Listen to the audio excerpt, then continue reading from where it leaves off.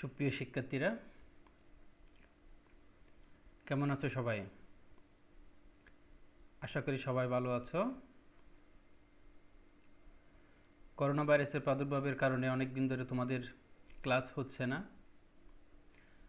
তো সেদিক দিয়ে তোমরা হয়তো অনেক পিছিয়ে যাচ্ছ। তো তোমাদের এই পড়াশোনার গতিটাকে পুষিয়ে নেওয়ার জন্য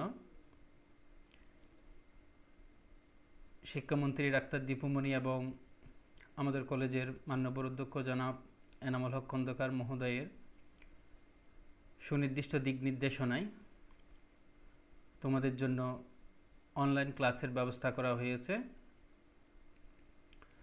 তো আজকে আমি তোমাদের summary writing techniques and format এই টপিকের উপর ক্লাস নিব।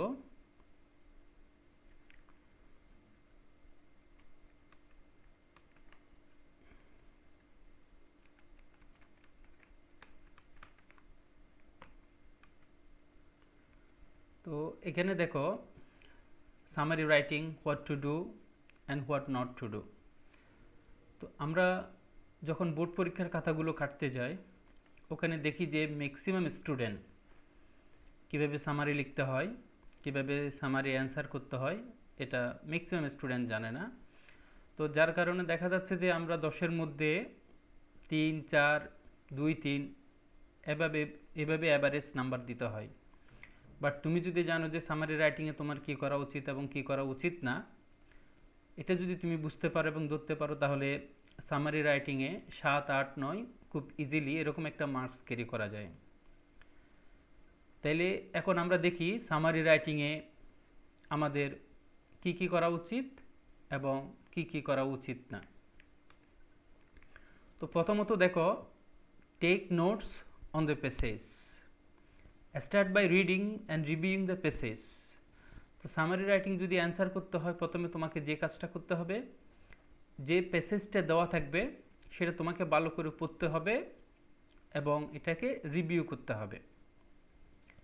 Mark up the passage, noting any key notes and important phrases or points. তো প্যাসেজটাতে ইম্পর্টেন্ট কোনো ফ্রেজ, ইম্পর্টেন্ট কোনো ইনফরমেশান বা ইম্পর্টেন্ট কোনো কিওয়ার্ডস বা ইম্পর্টেন্ট কোনো পয়েন্টস আছে কিনা সেটা তোমাকে বুঝতে হবে। তো এরকম যদি কোনো কিওয়ার্ডস বা ইম্পর্টেন্ট ফ্রেজ বা পয়েন্টস যদি দেওয়া থাকে সেটা তোমাকে মার্ক করতে হবে। Highlight or underline any sentences that feel important to you. তো পুরো প্যাসেজটা পড়ার পরে যদি তোমার কাছে কোনো সেন্টেন্স খুব গুরুত্বপূর্ণ মনে হয় যেটা তোমার সামারি রাইটিংয়ে কাজে লাগবে, তো ওরকম সেন্টেন্সগুলো তোমাকে আন্ডারলাইন করতে হবে। তাহলে প্রথম তোমাকে যে কাজটা করতে হবে সেটা হচ্ছে পুরো প্যাসেজটা পড়ার পরে ইম্পর্টেন্ট যে কিওয়ার্ডস আছে, ইম্পর্টেন্ট ফ্রেজ আছে বা যে ইনফরমেশনগুলো এখানে দেওয়া আছে বা যে সেন্টেন্সটা তোমার কাছে সবচেয়ে বেশি গুরুত্বপূর্ণ মনে হয় সেটা তোমাকে আন্ডারলাইন করতে হবে। দ্বিতীয়ত দেখো, তোমাকে যে কাজটা করতে হবে, outline the main idea of the passage. অর্থাৎ যে প্যাসেজটা দেওয়া থাকবে সেই প্যাসেজের মেইন আইডিয়াটা কি সেটা তোমাকে ফাইন্ড আউট করতে হবে। প্রত্যেকটা প্যাসেজের একটা সুনির্দিষ্ট থিম থাকে, প্রত্যেকটা প্যাসেজের একটা সুনির্দিষ্ট একটা মেইন আইডিয়া থাকে। তো কোন প্যাসেজের কী থিম কিংবা মেইন আইডিয়াটা কি সেটা তোমাকে বুঝতে হবে। Create a 1 to 2 sentences outline of the main idea or ideas of the given passage। অর্থাৎ যে প্যাসেজটা দেওয়া থাকবে সেটার যে মেইন আইডিয়াটা কি, একাধিক আইডিয়াসও থাকতে পারে, তবে মেইন আইডিয়াটা কি সেটা তোমাকে একটা বা দুইটা সেন্টেন্সে কি করতে হবে, নোট করতে হবে। Keep the outline short and to the point. অর্থাৎ এখানে তোমার যে মেইন আইডিয়াটা সেটা তোমাকে টু দ্য পয়েন্টে লিখতে হবে। Ask yourself, what is the author trying to say in this text? What is the main idea or theme in the text? তো তুমি যদি প্যাসেজটা পড়ার পরে যদি নিজে প্রশ্ন করো যে এখানে লেখকের মূল উদ্দেশ্যটা কি এই প্যাসেজে, বা এই এই প্যাসেজের মেইন আইডিয়াটা কি বা এই প্যাসেজের মেইন থিমটা কি, তুমি যদি পড়ার পরে যদি নিজে প্রশ্ন করো তাহলে তুমি তোমার উত্তরটা পেয়ে যাবা।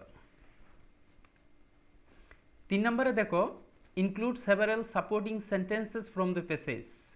অর্থাৎ যে প্যাসেজটা দেওয়া থাকবে ওই প্যাসেজ থেকে যে সাপোর্টিং সেন্টেন্স যেগুলো আছে, অর্থাৎ তোমার প্যাসেজের যে মেইন থিম যেটা বা মেইন আইডিয়া যেটা, সেটার যে সাপোর্টিং সেন্টেন্সগুলো আছে সেই সাপোর্টিং সেন্টেন্সগুলো তোমাকে এখানে একটু ইনক্লুড করা লাগবে। যেমন এখানে দেখো, once you have the main idea down, identify 1 to 3 sentences from the given passage that support the main idea. অর্থাৎ তুমি যদি যে প্যাসেজটা দেওয়া থাকবে সেটার যদি মেইন আইডিয়াটা যদি ধরতে পারো, তাহলে ওই মেইন আইডিয়া রিলেটেড, অর্থাৎ ওই মেইন আইডিয়াকে সাপোর্ট করে এরকম গুরুত্বপূর্ণ তোমার একটা হতে পারে, দুইটা হতে পারে, তিনটা সেন্টেন্স হতে পারে, তো এগুলো তোমাকে এখানে নোট করতে হবে। You can also choose a pivotal paragraph in the given passage as supporting sentence. তো অনেক সময় দেখবা যে প্যাসেজটা দেওয়া আছে সেটা একটা প্যাসেজ হতে পারে, একটা প্যারা হতে পারে, দুইটা প্যারা হতে পারে, তিনটা প্যারা হতে পারে, বাট প্রত্যেকটা প্যারা কিন্তু সমান গুরুত্বপূর্ণ না। তুমি পড়ার পরে দেখবা যে কোনো একটা প্যারা খুব পিভটাল, ভেরি ইম্পর্টেন্ট। তো যে প্যারাটা তোমার কাছে পিভটাল মনে হবে বা ইম্পর্টেন্ট মনে হবে, তো সেখান থেকে কিছু তুমি সাপোর্টিং সেন্টেন্স নিতে পারো। 4 নম্বরে দেখো, use a strong reporting verb. এটা কিন্তু খুবই গুরুত্বপূর্ণ। অর্থাৎ আমরা যখনই সামারি লেখা শুরু করব, তো সামারিতে স্ট্রং একটা রিপোর্টিং ভার্ব আমাদের দিতে হবে, তাহলে আমাদের সামারিটা খুব স্ট্যান্ডার্ড হবে। The first line of the summary should include a strong reporting verb such as describe, focus, explain, discuss, illustrate, present and state. তো এখানে কিছু রিপোর্টিং ভার্ব দেওয়া আছে, এই রিপোর্টিং ভার্বগুলো দিয়ে কিন্তু তুমি ফার্স্ট সেন্টেন্সটা শুরু করতে পারো। This will make the topic sentence of the summary clear and concise.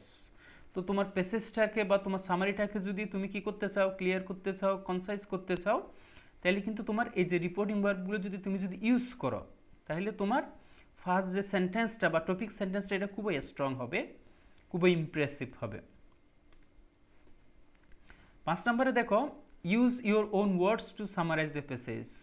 তো আমরা অনেক সময় করি কি, হুবহু প্যাসেজ থেকে আমরা কোট করি, কপি অ্যান্ড পেস্ট করি। এই কাজটা করা যাবে না। যদি তুমি ভালো মার্কস পেতে যাও বা ভালো মার্কস পেতে চাও, তাহলে তোমাকে you have to write the summary according to your own words. In this case you will get better marks. So use your own words to summarise the passage.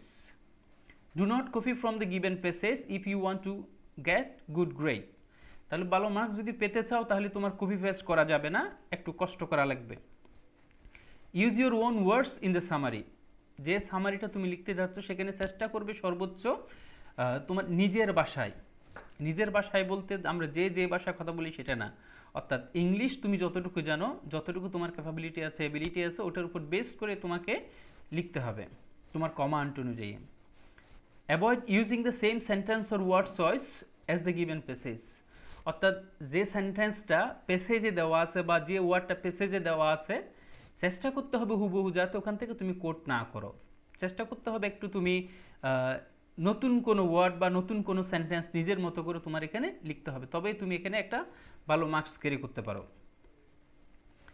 এরপরে 6 নম্বরে দেখো, give the summary short and to the point. This is very important. আমরা যখন বোর্ডের খাতা কাটতে যাই, দেখি যে অনেক স্টুডেন্ট আছে সামারি 2 পৃষ্ঠা, ইভেন 3 পৃষ্ঠা পর্যন্ত লিখে ফেলে। ঠিক আছে, তো এই কাজটা করা যাবে না। তো সামারির সাইজটা কিন্তু গুরুত্বপূর্ণ। A summary should be no longer than 5 or 6 sentences. তো বোর্ডের যে নিয়ম আছে সেখানে স্পষ্ট বলা হয়ে থাকে যে কি একটা সামারি সাধারণত 5টা বা 6টা সেন্টেন্সে হবে, অথবা ধরো সর্বোচ্চ যদি আমরা লাইন বিবেচনা করি 10 লাইন পর্যন্ত হতে পারে। আর যদি আমরা পেজ বিবেচনা করি, একটা সামারি সর্বোচ্চ 1 পেজ পর্যন্ত হতে পারে। সামারি কখনো 1 পেজের ওভার হবে না, এটা মাথায় রাখতে হবে। Once you finish a draft of the summary, read it over and revise it. তো সামারি ফাইনাল করার আগে আমরা একটু আগে ড্রাফট করার চেষ্টা করব এবং এটা বারবার পড়ার চেষ্টা করব, রিভাইজ দেওয়ার চেষ্টা করব। Make sure it is short and to the point. তো তুমি এখানে জিস্টগুলো দিয়েছো কিনা, মানে তোমার এখানে মূল বক্তব্যটা আসছে কিনা সেটা তোমাকে দেখতে হবে এবং এটা তোমাকে টু দ্য পয়েন্টে লিখতে হবে। Remove any sentences or phrases that SIM redundant or repetitive. অর্থাৎ একই কথা এখানে তোমার বারবার আসছে কিনা সেটাও তোমাকে দেখতে হবে। যদি একই কথা বারবার আসে বা এই জাতীয় কোনো ফ্রেজ বা কোনো সেন্টেন্স যদি চলে আসে, তাহলে সেটা তোমাকে রিমুভ করতে হবে। তাহলে এখানে এই যে 6টা টেকনিকের কথা বলা আছে, এই 6টা টেকনিক যদি তুমি ঠিকমতো অ্যাপ্লাই করতে পারো সামারি রাইটিংয়ে, তাহলে অবশ্যই তুমি একটা ভালো মার্কস এখানে ক্যারি করতে পারবা। তো এখানে দেখো সামারি রাইটিং ফরম্যাট, তো তোমাদের জন্য একটা আমি এখানে ফরম্যাট দাঁড় করিয়েছি, তো যেটা দিয়ে তুমি সব ধরনের সামারি অ্যান্সার করতে পারবা। তোমাদের যে গুরুত্বপূর্ণ প্যাসেজগুলো আছে এবং যেগুলো প্রায় সময় পরীক্ষায় আসে, সেগুলোর উপর বেস করে আমি একটা ফরম্যাট দাঁড় করিয়েছি, যেটা ফলো করলে তোমরা সবাই ভালো একটা মার্কস এখানে ক্যারি করতে পারবা। তো এখানে দেখো সামারি রাইটিং ফরম্যাট, আমি সামারি রাইটিং ফরম্যাটের জন্য 3টা সেন্টেন্স এখানে দাঁড় করিয়েছি। এই 3টা সেন্টেন্স যদি তোমরা মনে রাখতে পারো, তাইলে খুব ভালো একটা ভালো একটা মার্কস তোমরা এখানে তুলতে পারবা। এখানে দেখো the passage describes and focuses mainly on the, তোমরা এখানে দেখতে পাচ্ছ লাল কালি দিয়ে মার্ক করা আছে, এখানে অনেকগুলো পয়েন্ট আছে। Definition, introduction, location, types, history, characteristics, causes and effects, importance, power and miracles, purposes and objectives, prospects and problems, struggle, sorrows, sufferings, wishes, merits and demerits, solution of topic।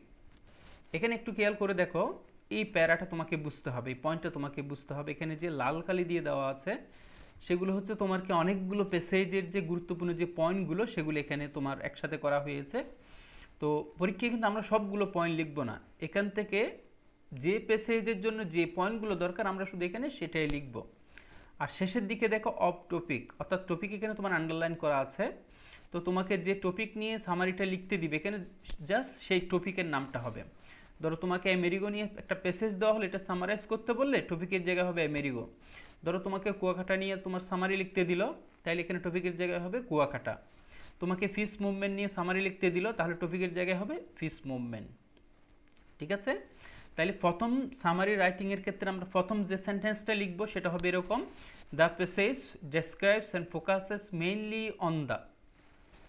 এখান থেকে 2-3টা point আমরা নিব passage অনুযায়ী, শেষে বলবো of, এবং এখানে যে টপিকটা দেওয়া থাকবে সেটার এখানে নামটা আমরা বলবো। 2 নম্বরে দেখো 3 important and supporting sentences from the given passage. তো এটা কিন্তু খুবই গুরুত্বপূর্ণ। তো ফার্স্ট যে সেন্টেন্সটা আমরা লিখব ওটাকে সাপোর্ট করে এরকম 3টা সেন্টেন্স প্যাসেজে দেওয়া তথ্য অনুযায়ী এখানে আমরা লিখব। তো যারা ইংলিশে একটু দুর্বল, তোমরা একটা কাজ করতে পারো, এখানে প্যাসেজ থেকে 3টা সেন্টেন্স হুবহু তোমরা এখানে কোট করতে পারো। তবে যারা নিজের একটু ইংলিশ ভালো লিখতে পারো, চেষ্টা করবে এখানে তোমার 3টা প্যাসেজের ইনফরমেশন অনুযায়ী 3টা গুরুত্বপূর্ণ সেন্টেন্স এখানে লেখার। শেষে দেখো, to sum up we can say in a nutshell that the passage provides a clear depiction of the, এখানে দেখো ডট ডট দেওয়া আছে।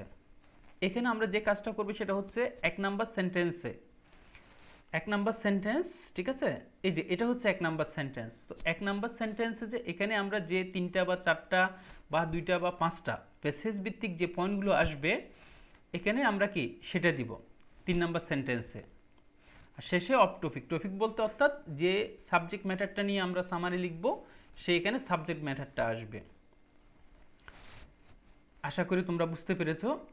এখন কথা হচ্ছে, ধরো তোমার অনেকগুলো প্যাসেজ তোমাদের পরীক্ষার জন্য গুরুত্বপূর্ণ, তো এখানে কিছু ইম্পর্ট্যান্ট টপিকস দেওয়া আছে তোমাদের সামারি রাইটিংয়ের জন্য, এবং কোন প্যাসেজের সাবজেক্ট ম্যাটারটা কি, অর্থাৎ এখানে কোন কোন বিষয় নিয়ে আলোচনা করা হয়েছে, কোন কোন পয়েন্টসগুলো এখানে আসবে সেটা এখানে দেওয়া হয়েছে।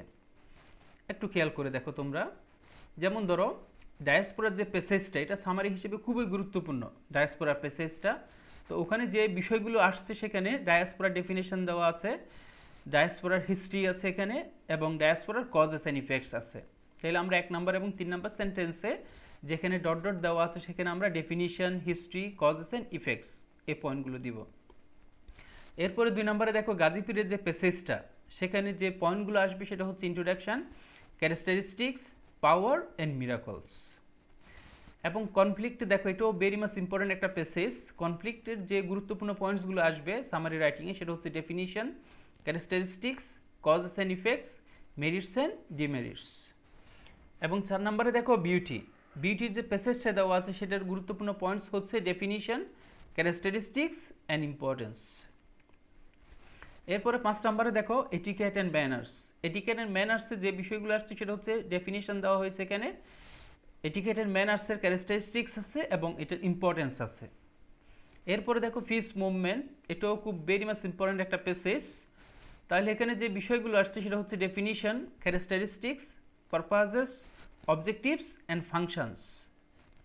এরপরে আমেরিগো, আমেরিগোর যে প্যাসেজটা আসছে সেখানে ইন্ট্রোডাকশন দেওয়া আছে, অর্থাৎ আমেরিগোর পরিচয় দেওয়া আছে, ওর ক্যারেক্টারিস্টিক্স দেওয়া আছে, ওর লাইফের যে স্ট্রাগলস সম্পর্কে বলা হয়েছে, সরোজ সম্পর্কে বলা হয়েছে, সাফারিং সম্পর্কে বলা হয়েছে এবং তার যে লাইফের যে উইশেস, ঠিক আছে, সেটা সম্পর্কে বলা হয়েছে।